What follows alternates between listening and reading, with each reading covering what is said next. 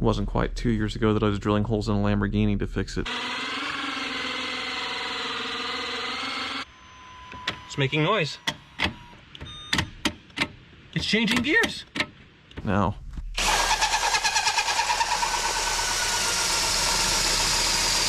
Welcome to Hoovie's Garage, the dumbest automotive channel in all of YouTube, and this is my 1970 Plymouth Superbird.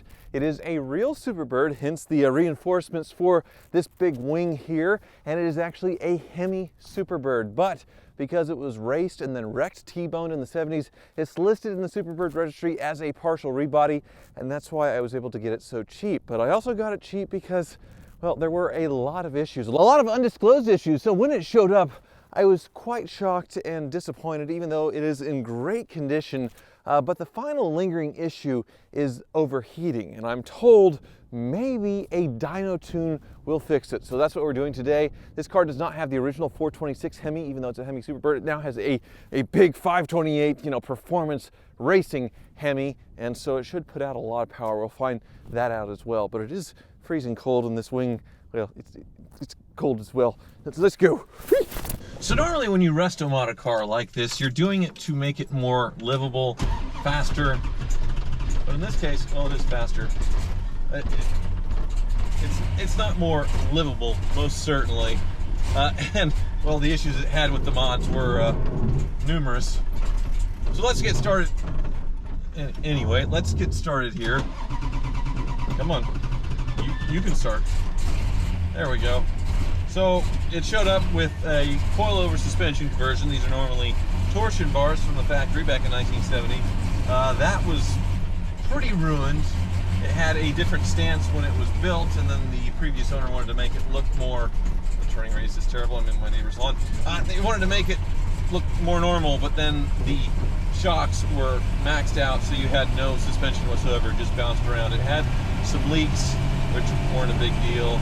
And then there's this enormously loud vacuum pump that there's actually two of them, which the car wizard has fixed. The car wizard has fixed all the issues with this car, and there were numerous ones. Gauges that weren't hooked up at all, like the speedometer wasn't working. A lot of the gauges just weren't, there's no wires going to them. So he's fixed all of that, but the overheating issue remains. And they're thinking it may be because of the tune. I don't know this very well. Maybe it's too lean or something like that. He wanted me to check the tune, which is what we're going to do today. We're going to Dave Polk at Polk Performance. He was at Car Track at the very beginning with the sports cars, and hopefully you figure this out. The good news is, being a resto mod, it has a modern fast X computer in here, so he's able to play with this thing pretty easily. Fingers crossed. Will this be it? Well, let's get us to the finish line. I'm also kind of curious what this thing puts out in the dyno, because it is mighty fast when it's not creeping up to temps. She's dancing with the devil there. Come on, come on. Pop down, you. It's always seeming to live at about 220, 230, the top end of whatever they say normal is. It's creeping down now. Just, I don't know. I'm here with Dave Polk at Polk Performance, and he's not wasting any time in the shop. You already see something you don't like, right? Thanks so much. Yes, sir. So as I know, Tyler says we got an overheating problem going on here, and we kind of noticed that there's a radiator. The back of the radiator has an aluminum closeout panel just to mount the fans, allowing a lot of opportunity for airflow through there. So we're going to take that off and strategically drill some holes there to make it look nice, but allow some airflow through there, and hopefully get this thing running a little bit cooler. Okay. And then we'll also go verify the tune, make sure we don't have ignition timing out of whack where your park throttle cruise is at, and creating some heat. Well, you build a lot of fast cars, tuning. You built a lot of race cars in your day, and that's not for go. That's really for show, right there, isn't it? That's correct. It's not effective for keeping it cool right now. So we're gonna modify that, and then we'll go for a drive and see what we get. Yeah. Have you worked with these engines before? I have. You like them? Yeah, I love them. Especially this one being a 528 cubic inch, got a lot of opportunity for tire spin there. Well, hopefully we can find some more power. It diesels like a little bit when I shut it off too, so there's little things that are off, you know? Yeah, I suspect there's a few things off in the tune there, as well as since it's running super hot, shutting it down when it's hot, it's not liking that. So I think we'll go through the tune once we get it running cool. Okay, well, I've come to the right place. You know, I didn't even think about it. I mean, it is kind of obvious that a radiator is not going to flow the big metal panel on it. Yeah, I mean, it looks nice, and it's certainly effective for mounting the fans, but that radiator needs to have all the airflow we can get through for this big 520 unit. Freedom! Look at that. Look at all that radiator we got. That's, yeah, let's see that. That's like 50% blockage. Yes. What is this as well, Dave? Look at this. Well, yeah. The plate. Well, it's. We're Getting our air right here. Well, you're getting some air right there. I think we're gonna try this first. We don't want to. That's the vehicle was built for, you know, airflow and low drag. So It overheated when it was new too because of that stuff. So yeah, an issue since day one. right. But we have a much larger radiator than I think the factory. Plus, it's an aluminum radiator.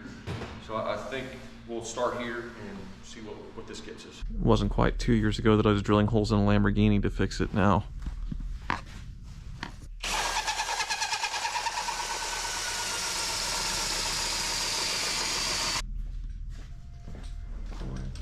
Comes with its own little Plinko disc. Hot.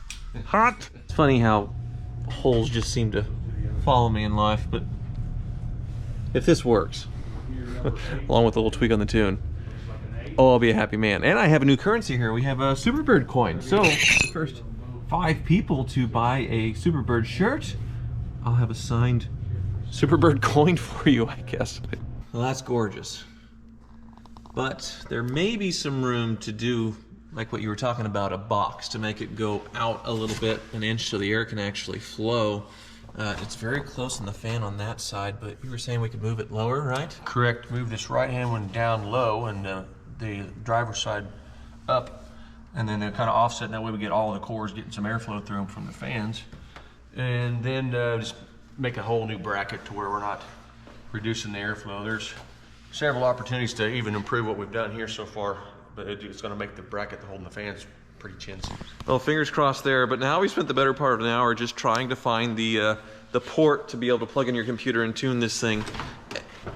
We can't find it. It's hidden somewhere very well. It's hidden somewhere in this spaghetti spider web. Here's the tune box here, and it's yeah, you're not gonna find it. It's definitely scary.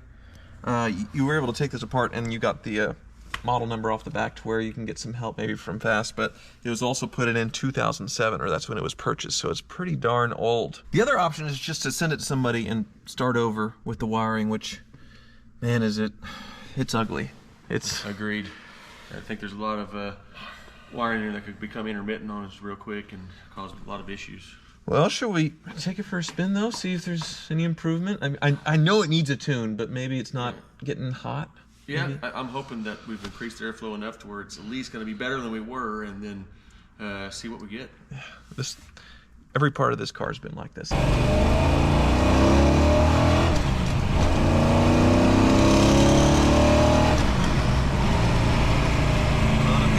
Dancing with the devil anymore. Yes, sir. I think we made some headway here. And that's after a long drive too, so it's never crept anywhere close to where it was when we were on our way over. So definitely an improvement, but I think it still needs a tune. I mean, it's doing some weird stuff. Yep, I think we need to get in there and dial in the tune a little bit. And I think it'll make some additional power. Drivability will be better. All right. Well, progress. There's something good. They're 1 step forward. You know, maybe about 8 steps back in the wiring, but you know, it might be. Whatever. Left it idling for a while, and yeah, she's creeping up, unfortunately. And there we go. Now it shut off. Little delay there, the dieseling. But with your gun there on the thermostat, it was showing, 15, 20 degrees cooler than what's on the gauge. Consistently, right there where the temp sensor's at it was 15 degrees cooler right there. So it is popping up and creeping up still at idle, but I think the holes definitely helped when we're moving, but maybe you need a little more, huh? I think so. It wouldn't hurt that way in the hot summer. You know, it's going to maintain temperature in town and things.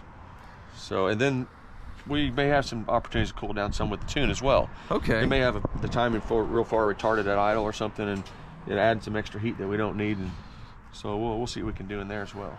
All right, well, hopefully you can figure out my antique system or I'm redoing it, but progress. Good progress. Thank you so much. I appreciate it. Absolutely, thank you. We learned a lot about this car.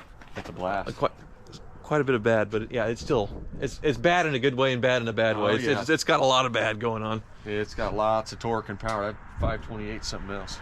Well, it's been a few days since the complete fail at tuning, and unfortunately, the more I drive this thing, the more I know that it needs a tune. Now that I don't have to worry about it overheating as much, the car is just so far off. And unfortunately, Dave Polk at Polk Performance, who was helping me with the car, he's been on hold with Fast for hours and then had to give up because he has a normal day job like most people. So he's not getting the support from Fast to figure out the wiring diagrams to dive in there and either make a new plug, which wires to use, that kind of stuff.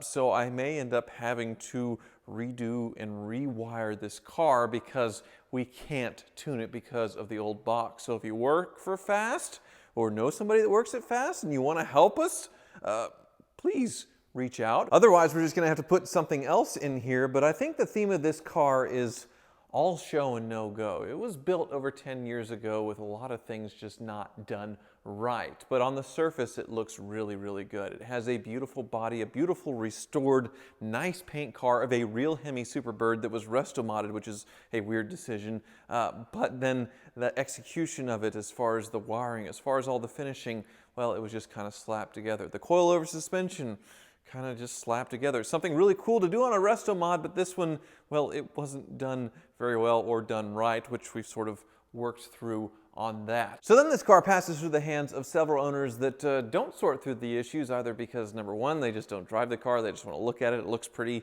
and that's it, or number two, they didn't know how or they didn't want to. And one, I'm thinking maybe the latter, because there is the cord for the tune box on this car. It was sitting on the floor underneath the floor mat. It looked like it was freshly purchased, where they were probably trying to do the same thing, and either they found the cord and we're just completely missing it because we're idiots, which I doubt that. Been looking for over an hour in this car, or they had the same problem, couldn't fix it, and then they just kicked it down the road to someone else. That someone else may have been the next owner, it may have been me, I don't know, but all show, no go. Still, I can't complain that much because it is a real Hemi Superbird. I've always wanted one. It was the cheapest one in the USA. Probably the cheapest one to sell until the end of time. I mean, that one at Barrett-Jackson set a record for $990,000 for the nicest surviving example of a Hemi Superbird. Obviously, this one was way less. But I buy the cars, I want to drive them, I want to enjoy them, I want to experience them. Most of the time, a lot of these sit. But I want to get them to the point where I can enjoy them and not just have them be decoration. I want to be able to take them down and drive them whenever I want. And we're going to get there with this Superbird eventually. Eventually. It's just going to take a while. It's a muscle car. It's nuts and bolts and things. Please, thank you for watching. Don't forget Hoovie's Garage merch, Superbird coins for a few of you if you buy a Superbird t-shirt. Thank ya.